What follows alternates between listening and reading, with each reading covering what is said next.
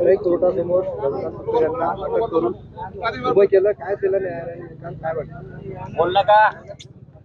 कलम 151च्या अधिकाराचा वापर करून पोलिसांनी आज त्यांना अटक केलेली होती आणि इथे JMFC कोर्ट नंबर 2 कडे हजर केलं होतं. कोर्टाने उभय पक्षांचे युक्तिवाद ऐकून घेतले.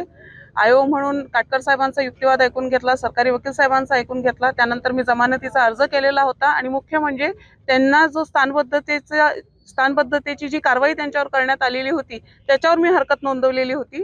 कोर्टाने दोन्ही पक्षांचे युक्तिवाद ऐकल्यानंतर पोलिसांनी जी स्थानबद्धतेची कारवाई केलेली आहे आणि पुढील कारवाईसाठी कोर्टाच्याकडे जी विनंती केलेली होती ती कोर्टाने फेटाळून लावली आहे. नाही, कोणताही अटी आणि शर्ती त्यांच्यावर लादण्यात आलेल्या नाही. मुळात पोलिसांनी केलेली कारवाई चुकीची आहे, त्याच्यामुळे ती नामंजूर करण्यात येत आहे अशा स्वरूपाचा आदेश कोर्टाने पारित केलेला आहे. तुम्हाला सोडलं, पुढची विषय काय असणार आहे? सत्य परेशान हो सकता है लेकिन सत्य पराजित नहीं हो सकता है, याचा प्रत्यय पुन्हा एकदा आज आम्हाला आला.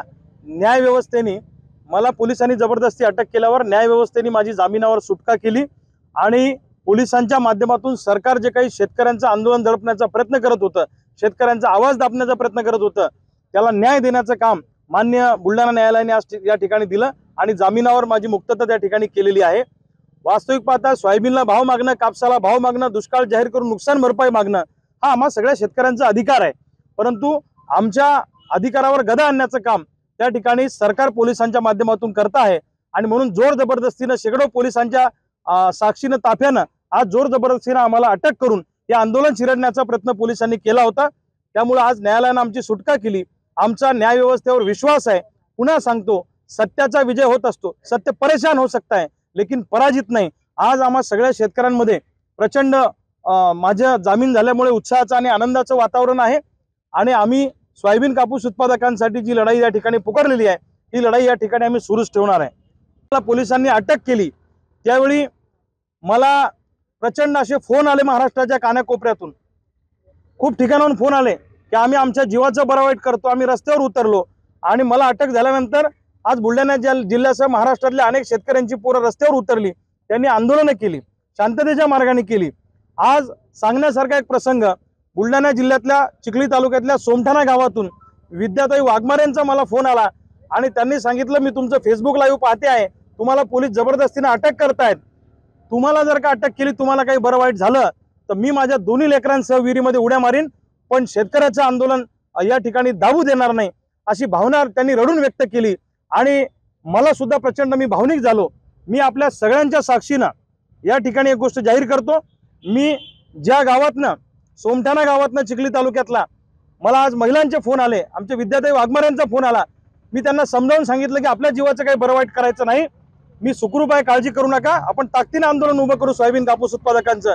तर मी या ठिकाणी सोयाबीन कापूस उत्पादक आंदोलनाच्या निर्णायक टप्प्यावर एक या ठिकाणी घोषणा करतो आहे की चिखली तालुक्यातल्या सोमठाणा गावामध्ये मी त्या महिलेची भेट घ्यायला जाणार आहे, त्यांना भेटणार आहे आणि मी इथून जसा निघणार तसा सोमठाणा गावामध्ये या सरकारच्या दडपशाही विरोधामध्ये आणि सोयाबीन कापूस उत्पादक शेतकऱ्यांच्या न्याय हक्कासाठी, नुकसान भरपाई मिळण्यासाठी मी स्वतः अन्नत्याग आंदोलनाला आज रात्रीपासून सोमठाणा गावातनं सुरुवात करणार आहे.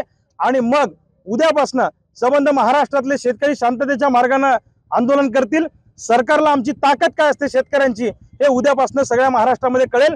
अशा पद्धतीनं कार्यकर्त्यांना अटका करणं, आमचा आवाज दाबणं हे कृत्य जर का पोलीस आणि सरकार त्या ठिकाणी करत असेल तर आम्ही आजपासून अन्नत्याग आंदोलन मी त्या ठिकाणी सुरू करतो आहोत.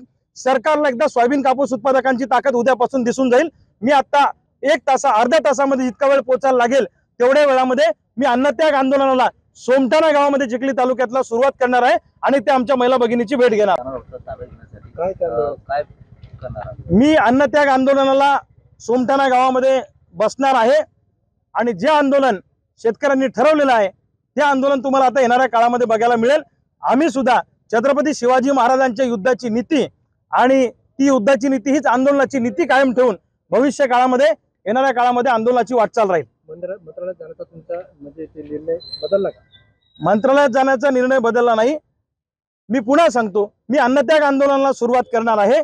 जे काही शेतकऱ्यांनी आंदोलन हाती घेतलेलं आहे ते आंदोलन शेतकरी करणारच आहेत. मी बुलढाणा जिल्ह्यासह महाराष्ट्रातल्या चळवळीमध्ये काम करणाऱ्या सगळ्या शेतकऱ्यांना आणि शेतकऱ्याच्या पोरांना सांगतो की सरकार घाबरलेलं आहे आणि सरकारला हे आंदोलन दडपून टाकण्यासाठी आमच्या कार्यकर्त्यांवर खोटे गुन्हे दाखल करण्याचा प्रयत्न पोलिसांच्या माध्यमातून होत आहेत।